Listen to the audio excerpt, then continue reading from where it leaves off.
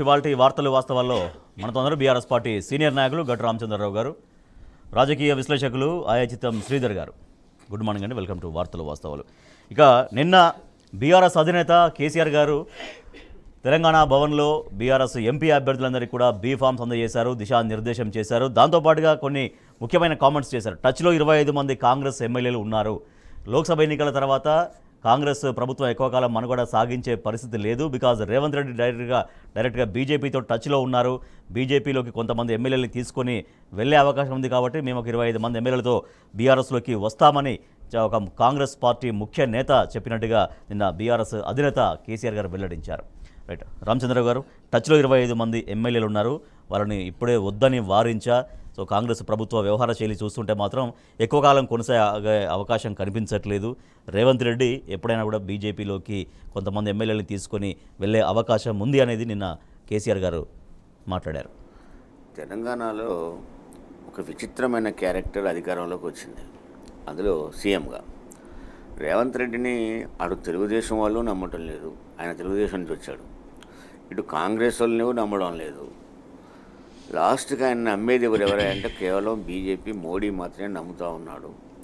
ఎంత పెక్యులర్ అంటే తెలంగాణ రాష్ట్రంలో ఇవాళ తెలంగాణ రాష్ట్రానికి ముఖ్యమంత్రి అంటే తెలంగాణ ఏర్పడ్డది కాబట్టి తెలంగాణ ఏర్పాటుకు ఆద్యుడైన కేసీఆర్ని కానీ అసలు తెలంగాణని జై తెలంగాణ అని ఏకైక ముఖ్యమంత్రి ఈ తెలంగాణలో ఉందంటే ఆయన ఒక్కడే. అసలు తెలంగాణని జై తెలంగాణ అనడాయన అదని అది ఎక్కడో తీసుకోవట్లేదు. రెండు, తెలంగాణకు ప్రాధాన్యతనిచ్చే సబ్జెక్ట్ ఏది కూడా తెలంగాణ సబ్జెక్ట్కి చెప్పడం అతను ఎంతవరకు. చివరికి ఆయన ఢిల్లీ పోయి బీజేపీకే ఓటేయమని చెప్పిన వ్యక్తి ఆయన.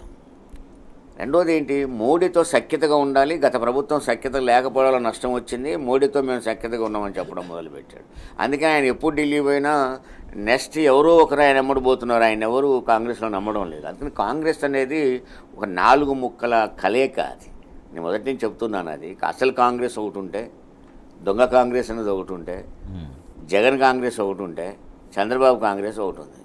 4 కాంగ్రెస్ల కలయిక ఇది. మీరు చూడండి, తెలుగుదేశం పార్టీ ఆఫీసు పోయి సీట్లు పంచుకున్న మంత్రి ఒక ఆయన అయితే, జగన్ గారు బర్త్డేని ఆఫీసులో జరుపుకున్న ఆయన రెండో ఒక ఆయన అయితే, అసలు రేవంత్ రెడ్డి కాంగ్రెస్ ఒకటి దొంగ కాంగ్రెస్గా ముందుకు వస్తే అసలు కాంగ్రెస్ వాడు పనిచేస్తూ ఉంది. ఈ స్థితిలో రేవంత్ రెడ్డి ఏ క్షణానైనా బీజేపీతో కలిసిపోతాడు అనేది ప్రతిపక్షాలు చెప్పడం కాదు, కాంగ్రెస్లోనే మెజార్టీ వర్గం నమ్ముతూ ఉంది. అది ఖచ్చితంగా ఆయన బీజేపీతో కలిసి బీజేపీతో అవుదామంటే బీజేపీలో సంఖ్య చాలా తక్కువగా ఉంది. అంటే ఎంతమందిని తీసుకుపోతే దాదాపు 50 మంది పైన తీసుకెళ్తే తప్ప బీజేపీతో ఆయన ఒక ప్రభుత్వాన్ని ఫామ్ చేయలేడు. మరి అందుకని ఏం చేయాలి, కాంగ్రెస్లో తనకంటూ ఒక వర్గాన్ని సృష్టించుకునే ప్రయత్నం చేస్తూ ఉన్నాడు. తనకంటూ హార్డ్ కోర్గా ఉన్న వ్యక్తుల్ని ముందు తీసుకొచ్చే ప్రయత్నం చేస్తున్నాడు. కమ్యూనిటీ బేస్గా కొంత రాబట్టుకునే ప్రయత్నం చేస్తూ ఉన్నాడు. దీన్ని మిగతా కాంగ్రెస్ వాళ్ళకు అనుమానం ఉన్నమాట వాస్తవం. మరి వాళ్ళు ఏం చేయాలి, ఈయన దారి ఈయన బీజేపీని చూసుకున్నప్పుడు వాళ్ళు ఏం చేయాలి, వాళ్ళు అసలు కాంగ్రెస్గా ఏం చేస్తూ ఉన్నారు అంటే, ఈ అధికారాన్ని మేము కాపాడుకోవాలి అంటే మేము బలమైన పార్టీ నీకు ఇక్కడ బీఆర్ఎస్ కనపడుతోంది. బీఆర్ఎస్తో సఖ్యత్వం మేమే గవర్నమెంట్ ఫామ్ చేసినట్టయితే, లేదు గవర్నమెంట్ కలిసి ఫామ్ చేసినా, లేదు వాళ్ళు ఫామ్ చేస్తే బీఆర్ఎస్ మద్దతు చేసినా ఈ గవర్నమెంట్ని కొనసాగించుకోవచ్చు అని వాళ్ళు చూస్తూ ఉన్నారు. అంటే బీజేపీ ఏం చూస్తూ ఉంది, ఇతన్ని తీసుకోవడానికి ఇప్పటికిప్పుడు సిద్ధంగా ఉన్నా అతను వాళ్ళ దగ్గర కూడా సంఖ్య లేదు. కాబట్టి ఏం చేయాలి, బీజేపీ నన్ను తీసుకోకుండా ఆపుతూ ఉంది. ఈ గందరగోళంలో ఈ రాజకీయంలో తెలంగాణ ఉంది తప్ప తెలంగాణ సమస్యలు కానీ, తెలంగాణ రైతులు కానీ, తెలంగాణ ఏ విషయాన్ని కూడా పట్టించుకునే స్థితిలో లేరు.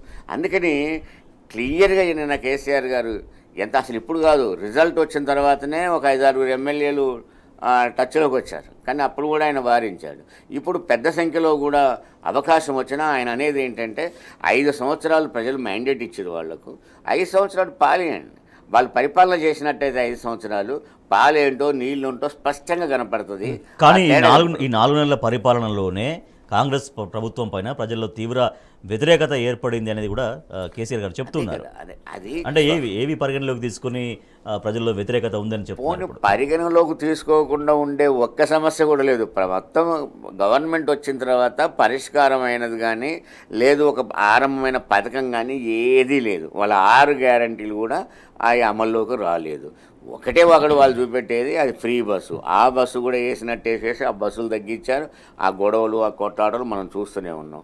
ఏది కూడా కొర్రీలు పెట్టేశారు. ఈవెన్ రేషన్ కార్డు కూడా ఇవాళ పెండింగ్లో పడి ఉన్న పరిస్థితి కనపడుతోంది. అన్నిటికంటే పెన్షన్లు అండి, ముసలోళ్ళ పెన్షన్లు. ఆ ముసలోళ్ళ పెన్షన్లు కూడా వాళ్ళు వచ్చిన 4 నెలల్లో 1 నెల పూర్తిగా ఎగ్గొట్టేశారు. ఆ నెల పెన్షన్లు లేవు వాళ్ళకి. అందుకని ఇది ప్రతి ముసలి వాళ్ళ దగ్గర పోయి అడిగినా కూడా మీకు ఆ పెన్షన్ల గురించి చెప్తారు. అంటే ఒకటి ఏ రంగాన్ని నెక్స్ట్ మంత్లో కలిపి ఇవ్వలేదు ఆ మంత్ అట్లా వదిలేవాటది.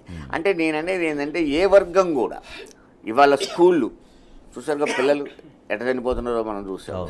భువనగిరిలోనే హాస్టల్లోనే 2 పోతే మరొక ఫుడ్ పాయిజన్తో ఇట్లా పిల్లల్ని తీసుకున్నా, రైతుల్ని తీసుకున్నా, కార్మికుల్ని, ఎంత ఆటో కార్మికుల ఆత్మహత్యల దాకా చూసాం కదా మనం. ఎవ్వరు తీసుకున్నా ఈ ఒక్క మేలు చేశారు ఈ ప్రభుత్వం ఈ 4 నెలల కాలంలో అని చెప్పి స్పష్టంగా చెప్పేది లేదు. కాబట్టి ప్రజల్లో వ్యతిరేకత వస్తుంది. ప్రజల్లో వ్యతిరేకత వచ్చినప్పుడు కాంగ్రెస్లో ఉన్న మిగతా వాళ్ళలో కూడా ఆ వ్యతిరేకత వస్తూ ఉంది. కాబట్టి కాంగ్రెస్ గవర్నమెంట్ ఉంటుంది అనే నమ్మకం ప్రజలకు లేదు, అసలు కాంగ్రెస్ వాళ్ళకు లేదు. కానీ ఇక్కడి నుంచి ఈ సైడ్ నేను చూసినప్పుడు కేసీఆర్ అనేది ఏంటంటే అది పడిపోవాలని మేమేం చూస్తలేము. అది 5 ఏళ్ళు ఉండాలి, దాని సంగతి తేలాలని మేము చూస్తున్నాం. కానీ వాళ్ళు ఉండట్లేరు. మనం ఏం చేస్తాం? రైట్. శ్రీధర్ గారు, ఈ ప్రభుత్వం 5 ఏళ్ళు కొనసాగితేనే తెలిపోయిందో నలిపోయిందో తెలుస్తుంది అనేది కేసీఆర్ గారు మొన్న చేవెళ్ల సభలో కూడా అదే పేర్కొన్నారు. సో కాకపోతే కాంగ్రెస్లో అంతా ఇప్పుడు బీజేపీ పెత్తనమే నడుస్తుంది. 104 మంది ఎమ్మెల్యేలు ఉన్న నన్నే, నా ప్రభుత్వాన్ని బీజేపీ పడగొట్టాలని చూసింది. ఒక 65 మంది ఎమ్మెల్యేలు 64 మంది ఎమ్మెల్యేలు ఉన్నటువంటి కాంగ్రెస్ ప్రభుత్వాన్ని వదులుతుందా బీజేపీ అనేది కేసీఆర్ గారు చేసినటువంటి ఒక కామెంట్. అంటే బీజేపీకి ఆ స్వభావం ఉంది.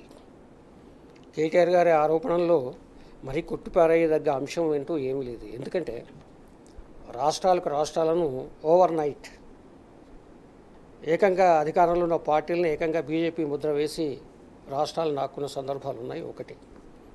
రెండవది, విపక్ష పార్టీల్లోంచి చీలికలు తెచ్చి లాక్కున్న 2 ఉన్నాయి.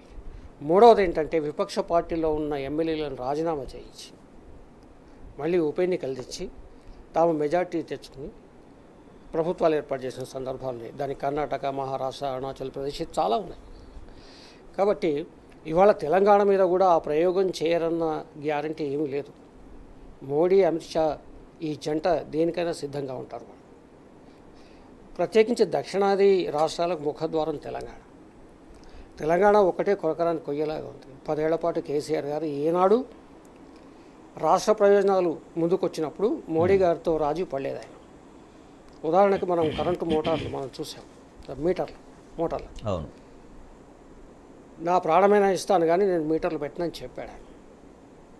ఆయన ఎప్పుడూ రాజీ పడలేదు. రాష్ట్ర ప్రయోజనాలు ముందుకు వచ్చినప్పుడు రాజీ పడకుండా పోరాటం చేశారు. రాష్ట్ర ప్రభుత్వం తరఫున, ప్రజల తరఫున ఆయన పోరాటం చేశారు కేసీఆర్ గారు. కానీ దానికి భిన్నంగా రేవంత్ రెడ్డి గారి వ్యవహార శైలి ఉంది. నిన్న మొన్న ఏదో కేరళ పర్యటనకు వెళ్ళాడు. పార్టీ నాయకుడు కాబట్టి వెళ్ళొచ్చు, అది వేరు విషయం. కానీ ఇక్కడ రైతులు రోజుకు 2 చచ్చిపోతున్నారు సగటున.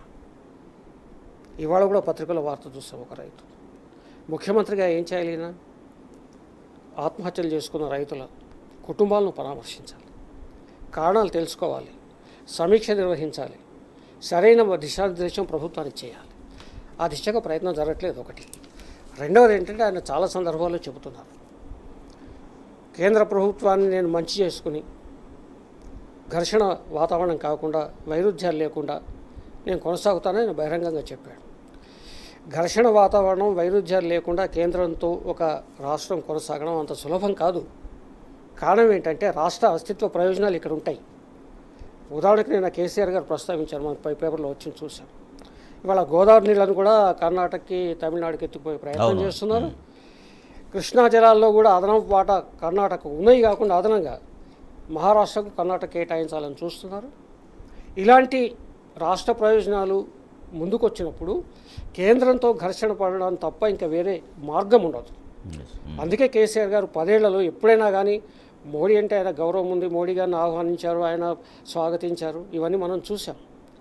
ఆయన్ను లోక్సభలో ఆయనకు వెంట మద్దతు ఇచ్చాడు. కానీ రాష్ట్ర ప్రయోజనం ముందుకు వచ్చినప్పుడు మాత్రం ఢీ అంటే ఢీ అన్నాడు ఆయన. అది మనమంతా చూసాం. రేవంత్ రెడ్డి గారిలో ఇది కనిపించట్లేదు. ఒకటి. రెండవది ఏంటంటే నేను మూలాలు ఇంతకుముందు ఆయనే చెప్పుకున్నాడు. ఆయన గురించిన వివరాలు పత్రికలు కానీ మీడియా కానీ ఇచ్చినప్పుడు కానీ ఆయన ఏబీపీలో ప్రస్థానం ప్రారంభించాడు. ఆ తర్వాత ఎదిగి పైకి వచ్చాడు ఒకటి. చంద్రబాబు నాయుడు గారితో ఇప్పటికి కూడా రేవంత్ రెడ్డి గారికి సంబంధ బాంధవ్యాలు ఉన్నాయి. చంద్రబాబు నాయుడు గారు కాంగ్రెస్ వ్యతిరేకి. అసలు ఆ మాటకు తెలుగుదేశం పార్టీ కాంగ్రెస్ వ్యతిరేక పార్టీగా పుట్టింది. అది ఎన్టీ రామారావు మాటలు మనం వందలు వినొచ్చు మనం. కానీ ఇవాళ చంద్రబాబు నాయుడు గారితో ఆయన అంటగాగుతున్నాడు. చంద్రబాబు నాయుడు గారేమో బీజేపీతో అలయన్స్ పెట్టుకున్నాడు. కాబట్టి పరోక్షంగా ఇవాళ బీజేపీ అలయన్స్తోనే రేవంత్ రెడ్డి గారు కొనసాగుతున్నారని అనుమానాలు ప్రజలకు వస్తున్నాయి. దానికి తగ్గట్టుగా ఈనాడు కూడా మోడీని విమర్శించింది లేదు, రాష్ట్ర ప్రయోజనాలు ఏవి అని అడిగింది లేదు, మా ఐటీఐఆర్ లాంటివి ఏమైనా మా ప్రాజెక్ట్ నేషనల్ ప్రాజెక్ట్ ఏమైందని చెప్పలేదు. ఇవన్నీ ఒకసారి మనం బేరీజ్ వేసుకుంటే తప్పకుండా ఏదైనా జరగవచ్చు. ఎందుకంటే ఒక కట్టర్ కాంగ్రెస్ వాది కాదు కదా రేవంత్ రెడ్డి గారు, కట్టర్ తెలంగాణవాది కాదు. కాబట్టి ఏమైనా జరగచ్చు.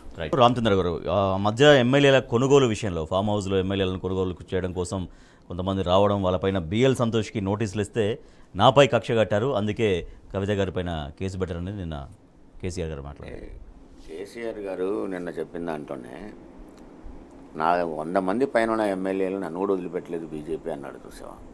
దాంట్లో భాగంగానే స్పష్టంగా ఎమ్మెల్యేలను కొనుగోలు చేయడం కోసం ఫామ్ హౌస్లో పెట్టుకొని డబ్బులు పెట్టుకొని కూర్చొని అడ్డంగా దొరికిన బ్యాచ్ బీజేపీ బ్యాచ్. అందులో సంతోష్ అనేవాడు చాలా పెద్ద మీడియాటర్. ఒక విధంగా చెప్పాల్సి వస్తే ఇలాంటి పనులు చేయడంలో దేశంలో మేము బీజేపీ పెట్టుకున్న వాటిల్లో అతను కూడా ఒక ప్రధానమైన వ్యక్తి. అలాంటి వ్యక్తికి డైరెక్ట్గా నోటీసులు పోయిన తర్వాత బీజేపీలో అసలే బీజేపీ లక్షణం ఏమవుతుంది, ఇప్పుడు పరిపాలన అంతా పక్కకు పెట్టిన తర్వాత కేవలం ఈడీలతోని సిబిఐలతోనే బతుకుతూ ఉంది ఆ పార్టీ అంతా.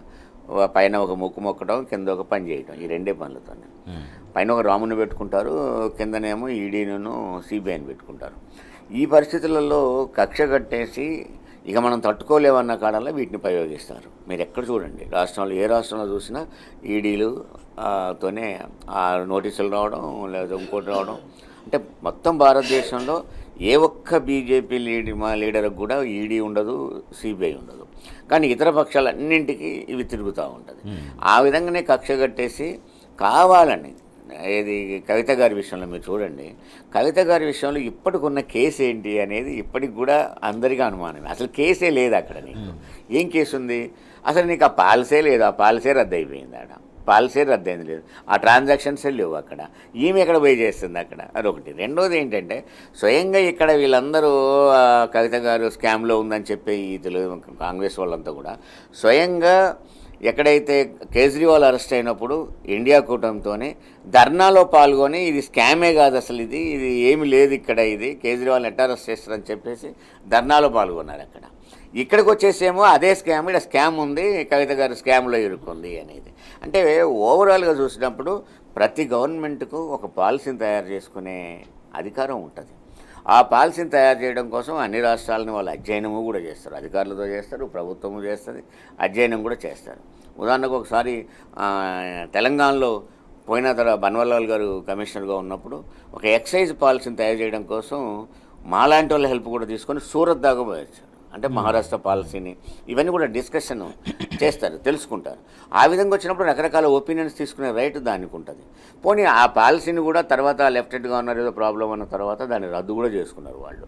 అంటే ట్రాన్సాక్షన్ లేదు, పాలసీ లేదు, రన్నింగ్ లేదు అసలు. అది దాన్ని తీసుకొచ్చి ఒక స్కామ్ అని చెప్పేసి డైరెక్ట్గా ఫస్ట్ ఏమో కవిత గారిని సాక్ష్యం కింద తీసుకొస్తామని, తర్వాతనేమో పేరు మెన్షన్ చేసి తీసుకొచ్చేసి అరెస్ట్ చేసి తీసుకుపోవడం అనేది ఎట్లొచ్చిందంటే ఇప్పుడు అది ఎన్నికలలో ఒక టీఆర్ఎస్ క్యాడర్ని, అంటే బీఆర్ఎస్ క్యాడర్ని ఒక విధంగా చెప్పాలి సందిగ్ధంలో పడేయాలి, ఒక భయానక వాతావరణం సృష్టించాలి.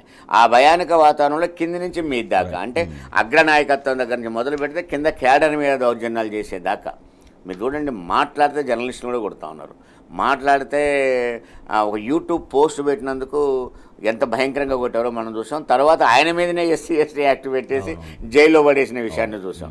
అంటే ఒక రకమైన భయాన్ని కల్పించేసి క్యాడర్ని భయాందోళనలో గురి చేసేసి బీఆర్ఎస్కు దూరం చేయాలని ఒక కుట్ర చేస్తూ ఉంది. పైనేమో నాయకత్వాన్నే అరెస్ట్ చేసినట్టయితే ఒక రకం వేధింపులు స్టార్ట్ చేసినట్టయితే ఎక్కడో లొంగ తీసుకుంటాం అనే ఒక ప్రయత్నం చేస్తూ ఉంది. అందుకని మోడీ ప్రభుత్వం చేసే ఏకైక పని మోడీ ఈడీ జోడీ అన్నట్టుగానే అది కలిసిపోతుంది. అందుకని కవిత గారి కేసు విషయంలో ఆమె స్పష్టంగా చెప్పింది, ఆయనకు నోటీసులు సంతోష్కు నోటీసులు ఇవ్వడం దాన్ని కక్ష కట్టారు అని చెప్పేసి. ఆ కక్షలో భాగం కక్ష ఎవరి మీద కట్టారు? కేసీఆర్ మీద కక్ష కట్టారు, కుటుంబం మీద కక్ష కట్టారు, ప్రభుత్వం మీద కక్ష కట్టారు, పార్టీ మీద కక్ష కట్టారు. ఆ కష్టలో భాగమే కవితది. అది ఆ స్కామ్ అనే దాన్ని స్టడీ చేసిన ఏ వ్యక్తికైనా సింపుల్గా అర్థమయ్యే విషయం అది. రైట్ శ్రీధర్ గారు, సో కేవలం నాపై కక్షతోనే కవిత గారిని అరెస్ట్ చేశారు, బట్ ఆమె పైన ఎటువంటి కేసు లేదు అనేది ఆయన ఉద్ఘాటిస్తూనే మళ్ళీ ఉద్యమ కేసీఆర్ని చూడబోతున్నారు. త్వరలో బస్సు యాత్ర కూడా చేయబోతున్నారు. త్వరలో ప్రజల్ని బస్సు యాత్ర ద్వారా నేరుగా కలిసి మాట్లాడుతా అనేది నిన్న కేసీఆర్ గారు చెప్పినటువంటి ఒక మాట. సో అది ఏ రకంగా ఉండే అవకాశం ఉంది? ఒక బస్సు యాత్ర ద్వారా ఒక ఉద్యమ కేసీఆర్ మళ్ళీ బయలుదేరితే ప్రజల నుంచి ఎటువంటి ఫీడ్బ్యాక్ వచ్చే అవకాశం ఉంది కమింగ్ డేస్లో?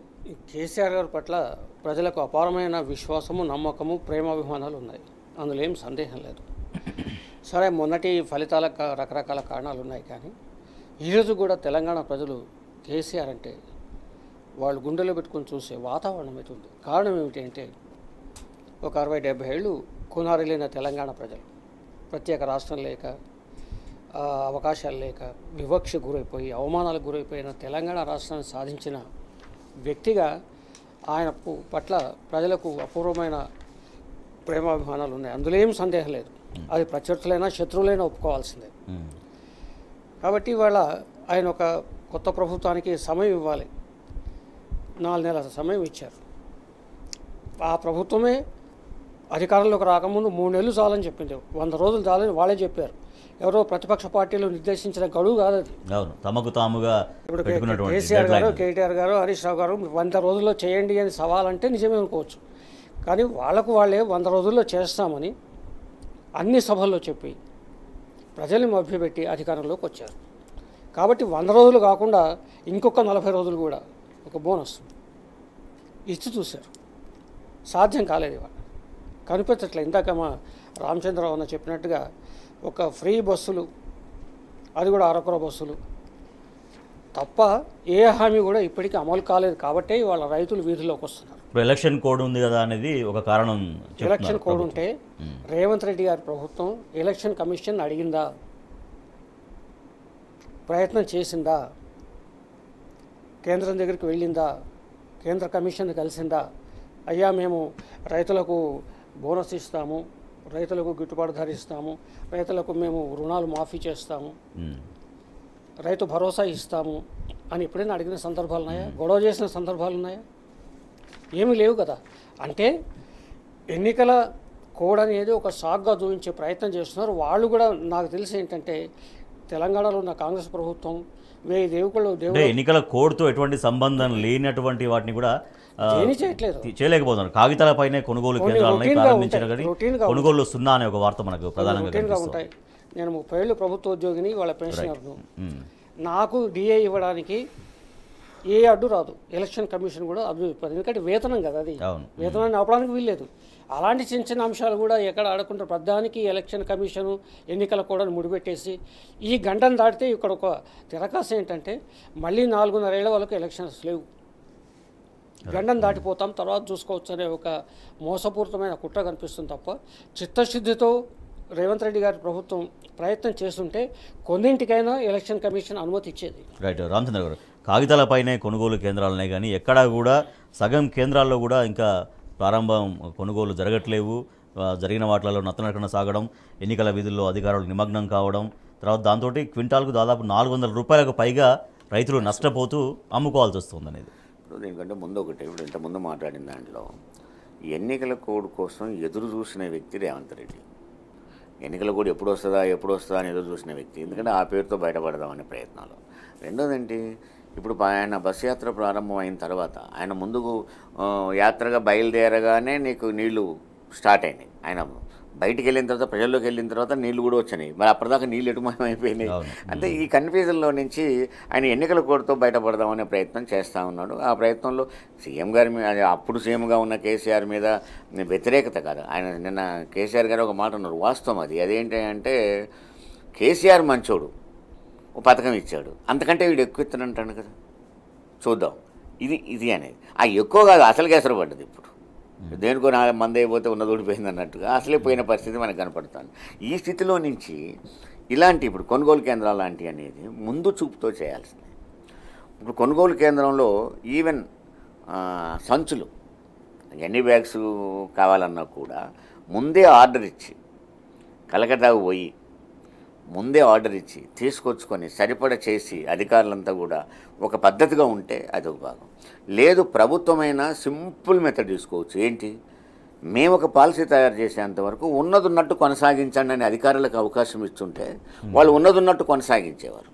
ఉన్నదున్నట్టు కొనసాగిస్తేనేమో కేసీఆర్కి పేరు వస్తుందని, కొత్తదానేమో వీళ్ళకి అవగాహన లేదు, అసలు అవగాహన లేని ప్రభుత్వం, ఏ విషయం మీద వీళ్ళకి అవగాహన లేదు. అందుకని అధికారులకు అప్పచెప్పేస్తే అధికారులకు ఇప్పుడు ఎన్నికల విషయంలో ఏం చేస్తున్నారు, అధికారులంతా ఎన్నికలలో తిరగడం మొదలుపెట్టారు.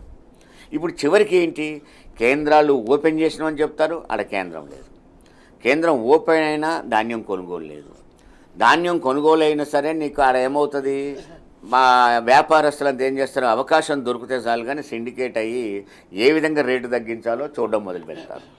రైతుల పరిస్థితి ఏంటి, పంట వేసేటప్పుడే రైతు ఏదైతే పంట వేసేటప్పుడే పెట్టుబడి తీసుకొచ్చుకుంటాడు మార్కెట్ల నుంచి. పెట్టుబడి పెట్టిన వాళ్ళు వడ్డీకి తెచ్చిన తర్వాత, అందుకని రైతు బంధువులు లేదు ఈ తడవ, అందుకని వడ్డీలకు తీసుకొస్తారు. ఆ వడ్డీలకు ఇచ్చినవాడు ఏం చేస్తాడు, ఈ పంట కనుక పోతే నాకు డబ్బులు రావని చెప్పి పంట మీదనే అప్పటికప్పుడు అమ్మించే ప్రయత్నం చేస్తూ ఉంటాడు. వడ్డీలో వాడేమో ఎమ్మడబడతా ఉంటాడు, కొనుగోలు కేంద్రాలు ఏమో లేవు, ఉన్న వాళ్ళు కొనరు. అప్పుడు ఏం చేస్తున్నారు, సిండికేట్ అయిన వ్యాపారస్తులకు 400-500 రూపాయలు తక్కువకు అమ్ముకోవాల్సిన పరిస్థితి, అడ్డీ పోసేరు అక్కడికక్కడ అమ్ముకొని పోవాల్సిన పరిస్థితి రైతుకి ఏర్పడుతుంది. తప్పట్లేదు అక్కడ ఎక్కువ కాలం ఉంచే లేకపోతే పరిస్థితి లేదు. వడ్డీ వాడు ఊరుకోడు, వడ్డీ కడతారా బాబు అన్నా వాడు ఊరుకోడు, నాకు ఇమీడియట్ ఇవ్వాల్సిందే అంటాడు ఇక్కడ. అందుకని పంట కల్లాల మీదనే అమ్మే పరిస్థితి వస్తూ ఉంటుంది. ఇక్కడ కేంద్రాలు లేవు. అంటే కొనుగోలు కేంద్రాలు అనేది ఒక స్పష్టంగా మొదటి నుంచే ఒక అవగాహనతో ప్రతిదీ కూడా చేసుకుంటూ పోయినట్టయితే అవకాశం ఉంటుంది తప్ప రైతుని నిండా ముంచి ధాన్యం కాడ పట్టుకుని ఏడుస్తూ రోజుకు ఒకరిద్దరు పేపర్ తీసాలు ఆత్మహత్యలు. ఇది ఘోరమైన పరిస్థితి ఇలా రైతాంగానికి వచ్చింది. రైట్. తమిళనాడులో స్వీయ రాజకీయ ప్రయోజనాల కోసం తెలంగాణ ప్రజా ప్రయోజనాల్ని బలిపెట్టేందుకు కేంద్రంలోని బీజేపీ ప్రభుత్వం ప్రయత్నిస్తోంది. ఆ కుట్రలకు పొరుగు రాష్ట్రం ఛత్తీస్గఢ్లోని బీజేపీ సర్కారు వంతపాడుతోంది. ఇచ్చంపల్లి వెనుక భారీ పన్నగానికి తెరలేపింది కేంద్రంలోని బీజేపీ ప్రభుత్వం. సమ్మక్క బ్యారేజ్ను బలిపెట్టే యత్నం చేస్తోంది. మేడిగడ్డను పూర్తిగా వరదకు వదిలేసే కుట్ర జరుగుతోంది. రైట్ శ్రీధర్ గారు, గోదావరి కావేరీ లింక్ పేరుతో బీజేపీ కేంద్రంలోని బీజేపీ ప్రభుత్వం లేపుతున్నటువంటి ఈ పన్నాగంతో తెలంగాణ ఎట్లా నష్టపోబోతోంది? అంటే గోదావరి జలాలు మనకు దక్కకుండా ఒకవేళ కేంద్రం ఏమైనా కుట్ర చేస్తే మాత్రం తెలంగాణ ఎడారి అయిపోతుంది, అందులో సందేహం లేదు. కారణం ఏమిటంటే మనకున్న రెండే జీవనదులు, ప్రధానమైన నదులు కృష్ణా గోదావరి. కృష్ణా జలాల విషయంలో రకరకాల సమస్యలు ఉన్నాయి, రాష్ట్రాల మధ్య వివాదాలు ఉన్నాయి, కోర్టులో కేసులు ఉన్నాయి. అంతేకాకుండా నీళ్ళ లభ్యత కూడా చాలా తక్కువ కృష్ణ పోల్చుకున్నప్పుడు, గోదావరితో పోల్చుకున్నప్పుడు. ఏమైనా మనకు మిగిలింది ఏంటంటే గోదావరి, నీటి లభ్యత ఎక్కువ. కాబట్టి ఇదే గోదావరి జలాలతో తెలంగాణ అంతా సస్యశ్యామలం చేయాలి. కృష్ణ వచ్చేది వస్తుంది, కానీ గోదావరి జలాలు వాడుకోవాలన్న ఉద్దేశంతోనే ప్రధానంగా కాళేశ్వర నిర్మాణం జరిగింది. ఇవాళ ఒకవైపు రేవంత్ రెడ్డి గారేమో కాళేశ్వరాన్ని నిర్వీర్యం చేసే ప్రయత్నం చేస్తున్నాడు. ఆయన స్పష్టంగా చెప్పాడు అసెంబ్లీలోనే, కేసీఆర్ గారి గుర్తులు కానీ ఆయన జ్ఞాపకాలు కానీ మేము ఉంచదలుచుకోలేదు. దాంట్లో భాగంగానే బహుశా కాళేశ్వరాన్ని పక్కన పెట్టే ప్రయత్నం చేశారు. మీకు ఒక్కటే, కాళేశ్వరం పగులు బయటపడ్డప్పుడే బీఆర్ఎస్ పార్టీ స్పష్టం చేసింది, పెద్ద పెద్ద మెగా ప్రాజెక్టులు ఇలాంటి సహజం జరుగుతూ ఉంటాయి కాబట్టి మీరు దాన్ని కాఫర్ డ్యామ్ కట్టేసి దాన్ని సవరించండి. దాదాపు 4 నెలలు వాయిదా వేశారు. చివరికి ఏమైంది, నిన్న ఎల్ఎన్టీ ముందుకు వచ్చింది, మళ్ళీ కాఫర్ డ్యామ్ నిర్మించి చేస్తూ ఉంటున్నారు. అంటే ఏదో రకంగా కాళేశ్వరాన్ని ఒక విఫల ప్రాజెక్టుగా నిరూపించే ప్రయత్నం రేవంత్ రెడ్డి గారి ప్రభుత్వం చేసింది, అందులో సందేహం లేదు. లేకుంటే ఈ కాఫర్ డ్యాము ముందే వచ్చి ఉంటే ఇవాళ రైతులకి కష్టాలు ఉండేవి కాదు. ఇక బీజేపీ తమిళనాడులో మొదటిసారిగా బీజేపీ 23 సీట్లకు పోటీ చేస్తుంది. దక్షిణాది రాష్ట్రాలు తమిళనాడు చాలా పెద్ద రాష్ట్రం, అక్కడ పాగా వేయాలని ప్రయత్నం చేస్తుంది. కాబట్టి తమిళనాడును సంతృప్తిపరచడం కోసం తెలంగాణ ప్రయోజనాలు బలిపెట్టే ప్రయత్నం చేస్తుంది. ఎందుకంటే అన్ని రాష్ట్రాలు భారతదేశంలో భాగాలే, అందరూ భారతీయులే, అది ఎవరు కాదనలేరు. కానీ ప్రపంచవ్యాప్తంగా నదుల విషయంలో అందరూ ఆమోదించే ఒక న్యాయం ఏంటంటే, ఒక నదీ బేసిన్లో ప్రజలు ఎవరైతే ఉంటారో వాళ్ళ అవసరాలు తీరిన తర్వాత మిగిలితే కనుక మిగతా ప్రాంతాలు ఆ నీళ్లు వాడుకోవచ్చు అనే ఒక న్యాయం ఉంది. బచావత్ కూడా అదే చెప్పింది. కాబట్టి మహారాష్ట్రకు పోను, కర్ణాటక, తెలంగాణ, ఇప్పుడున్న ఆంధ్రప్రదేశ్ ఏవైనా కానీ ఆ పంపకాలు చేసిన తర్వాత మిగతాది మీరు వాడుకోండి అని చెప్పేసింది ఆంధ్రప్రదేశ్కి. అంటే ఆంధ్రప్రదేశ్ అప్పుడు తెలంగాణ కలిసి ఉంది కాబట్టి. అవును. ఇప్పుడు మోడీ గారు కొత్తగా ఈ నీళ్లను, గోదావరి నీళ్లను ఎక్కడికి, కావేరీకి, అంటే ఎట్లా ఇక్కడి నుంచి నాగార్జున సాగర్, నాగార్జున సాగర్ సోమశిల, సోమశిల నుంచి కావేరీకి కలిపే ప్రయత్నం చేస్తారు. మరి తెలంగాణ ప్రజలు ఏం కావాలి? ఇవాళ కాళేశ్వరం ప్రాజెక్ట్ ఏం కావాలి? ఇవాళ ముంపు ప్రాంతాలు ఏం కావాలి? సో ఇప్పుడు ఎవరు అడగాలి, ఎవరు అడ్డుకోవాలి, ఎవరు ప్రశ్నించాలి, ఎవరు దీన్ని ఈ ప్రకటన, వారించాలి? ఈ వార్త రాగానే ముఖ్యమంత్రి గారు వీధిలోకి రావాలి నిజానికి. ఎందుకంటే ముఖ్యమంత్రి పదవి వస్తుంది పోతుంది, చాలామంది ముఖ్యమంత్రులుగా చేస్తారు, అది వేరే విషయం. కానీ ప్రజల పక్షాన నేనున్నానే భరోసా ముఖ్యమంత్రి గారు ఇవ్వాలి. రైతుల పక్షాన నేనున్నాను, తెలంగాణకు న్యాయంగా రావాల్సిన ఒక్క నీటి బొట్టును కూడా నేను వదిలే ప్రసక్తి లేదనే ప్రకటన ఇప్పటికే రాలేదు. ఇంతకుముందు కేసీఆర్ గారు ఎన్ని యుద్ధాలు చేశారని నీళ్ళ కోసం, ఒక్క నీటి చుక్క కూడా వదిలే ప్రసక్తి లేదు. ఒక తెలంగాణకు రావాల్సిన వాటా వచ్చిన తర్వాత మిగతా వాటా ఏదైనా సరే ఇతర రాష్ట్రాలు పంచుకుంటే మాకు అభ్యంతరం లేదని చెప్పారు. మరి ఆ విధానమే లేదు, ఇంతవరకు ఆ ప్రకటన లేదు. రామచంద్ర గారు, గోదావరి కావేరి నదుల అనుసంధాన ప్రాజెక్టులో ఇచ్చంపల్లి వద్ద ఇప్పుడు కొత్తగా బ్యారేజ్ నిర్మిస్తే దాని ఎగువన నిర్మించబడినటువంటి లక్ష్మీ బ్యారేజ్కి, దిగువన నిర్మించబడినటువంటి సమ్మక్క బ్యారేజీ పైన తీవ్ర ప్రభావం చూపుతుంది. కాబట్టి అక్కడి నుంచి ఆ ప్రాజెక్టు మొదలుపెట్టడానికి ససేమిరా మేము ఒప్పుకోం అనేది గత బీఆర్ఎస్ ప్రభుత్వం తేల్చి చెప్పినటువంటి విషయాన్ని కూడా మనం గుర్తు చేసుకోవాల్సినటువంటి సమయం. గత ప్రభుత్వం ఏం చేసిందో, గత ప్రభుత్వం ఏం చెప్పిందో దానికి ఆపోజిట్గా చేయడమే ఇప్పుడున్న ప్రభుత్వం యొక్క పని. ఇది ఇక్కడ పరిస్థితి ఏంటి? తెలంగాణ ప్రయోజనాలు తెలంగాణ అనే కాదు, బీజేపీ ప్రయోజనాలను కాపాడే రాష్ట్ర ప్రభుత్వం ఇక్కడ ఉంది. దాంతో ఏమవుతుంది, ఇప్పుడు శ్రీధర్ గారు అన్నట్టు ఈ ఎప్పుడైతే ఈ ప్రకటన వచ్చిందో, ఈ ప్రారంభం అవుతుందో వెంటనే ప్రభుత్వం కానీ ముఖ్యమంత్రి కానీ తీవ్రంగా స్పందించాలి. ఇంతకంటే తెలంగాణకు నష్టం వచ్చేది ఏముంటుంది? కాబట్టి ఆ స్పందన వాళ్ళ కనపడట్లే. అంటే ఎప్పుడు అభ్యంతరాలు పెట్టి ఛత్తీస్గఢ్ ఇవాళ ఏ విధంగా బీజేపీ గవర్నమెంట్ ఉంది కాబట్టి ఛత్తీస్గఢ్ ఎందుకు అభ్యంతరం పెట్టట్లేదో, సేమ్ తెలంగాణ గవర్నమెంట్ తెలంగాణ ప్రయోజనాలు కాపాడుకోవడం కోసం కూడా అభ్యంతరం పెట్టిన పరిస్థితి ఉన్నది. పైగా ఇచ్చంపల్లి ఆనకట్టను ఏదైతే చేసినప్పుడు ఇక్కడ మేడిగడ్డను పూర్తిగా వదిలేయాలి అనే దాన్ని బీజేపీ కోరుకుంటుందో, అదే మేడిగడ్డను వదిలేయడానికి ఇది తీవ్రంగా ప్రయత్నం చేస్తామని ఈ ప్రభుత్వం. అవసరమంటే దానికి వరదగా ఉన్న నీరుకు వదిలేసేసి కంప్లీట్గా దాన్ని నిర్వీర్యమైన ప్రాజెక్టుగా తీసుకొచ్చేసి మేడిగడ్డను అట్లా వదిలేసేసి ఈ విధంగా ఏదైతే బీజేపీ కోరుకుంటుందో ఆ బీజేపీకి మద్దతుగానే దానికి ఆపోజిట్ చేయకుండా తెలంగాణ గవర్నమెంట్ చేస్తూ ఉంది. దీనికి ఒకటి కర్ణాటక విషయంలోనేమో శివకుమార్ యొక్క రుణం తీర్చుకోవాలని రేవంత్ రెడ్డికి ఉంది, తీర్చుకోవాలని. రెండోది ఏంటంటే అసలు తెలంగాణ మీదనే, తెలంగాణ రాష్ట్ర ఏర్పాటు, తెలంగాణ మీదనే ప్రత్యేకంగా వ్యతిరేకత కలిగిన వ్యక్తి రేవంత్ రెడ్డి. కాబట్టి ఇక్కడ బీజేపీ ప్రయోజనాలు కాపాడుతున్న రేవంత్ రెడ్డి అని స్పష్టంగా కనపడుతూ ఉంది. లేకపోతే ముఖ్యమంత్రి ఇంత ఘోరంగా, ఇంత సైలెంట్గా ఉండాల్సిన అవసరం లేదు. అసలే ఆయన మనస్తత్వం విషయం కూడా మహాదూకుడు, ఇంత కనపడితే ఇంత దూకుతాడు ఆయన. కానీ అసలు దూకుడు మానేసి కూర్చుంటున్నాడు మోడీ దగ్గరికి వచ్చేసరికి. అంటే బీజేపీ ఏదైతే కోరుకుంటుందో తెలంగాణ ప్రయోజనాలని నీళ్ల విషయంలో నష్టం చేసే చర్యలు చేస్తూ ఉందో దాన్ని సపోర్ట్ చేస్తూ ఉన్నాడు, దాన్ని ఆపోజిట్ చేయకుండా. కాబట్టి మేడిగడ్డని ఇంకింత మీరు చూడండి. ఇప్పుడు మేడిగడ్డ విషయంలో ఇవాళ మనం ఏ ప్రాజెక్ట్ కాదు, చిన్న మనం ఇల్లు కట్టుకుంటున్నప్పుడు వెనక గోడ కూలుతుంది ఒకసారి, దాన్ని మళ్ళీ కట్టుకుంటాం, లేదు ఇది కుదరదు దీన్ని కట్టేస్తూ ఉంటాం.